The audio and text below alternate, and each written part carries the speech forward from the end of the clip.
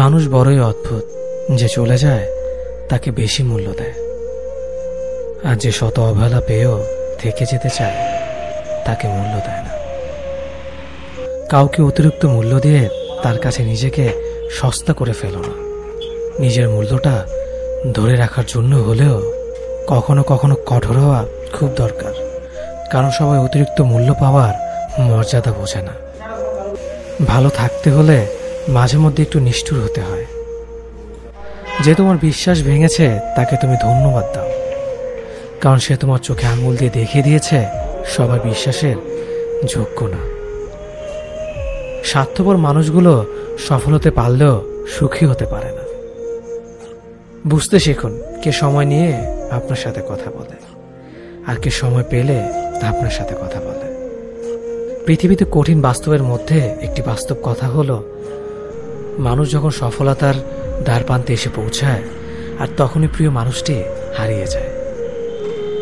আপনি যখনই একা হয়ে যাবেন তখন আপনার পাশে থাকার মতো কাছের মানুষ খুঁজতে হবে।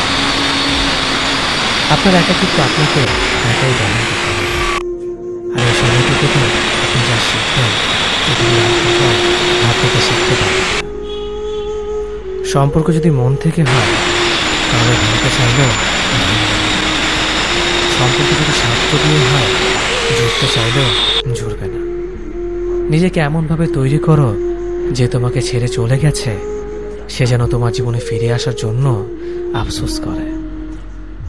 জীবনে যখন দুঃখ আসে সবাই তখন পর হয়ে যায়, কেউই পাশে থাকে না। প্রতিটা মানুষই বহুরূপী। আমরা একজনকে ঠিক ততটুকুই চিনতে পারি যতটুকু সে আমাদের সামনে তুলে ধরবে। প্রিয় মানুষের সাথে কথা না বলে থাকাটা সত্যিই খুব কষ্টের। সব সহ্য করা যায়, কিন্তু প্রিয় মানুষের অবহেলা সহ্য করা যায় না। ভালোবাসার মধ্যে নিজের সম্মানটা বেশি গুরুত্ব দেওয়া উচিত, কারণ অনুভূতির চেয়ে সম্মান বেশি গুরুত্বপূর্ণ। নিজের দুর্বল জায়গাটা কখনো কারো কাছে তুলে ধরতে নেই, কারণ একটা সময় আসবে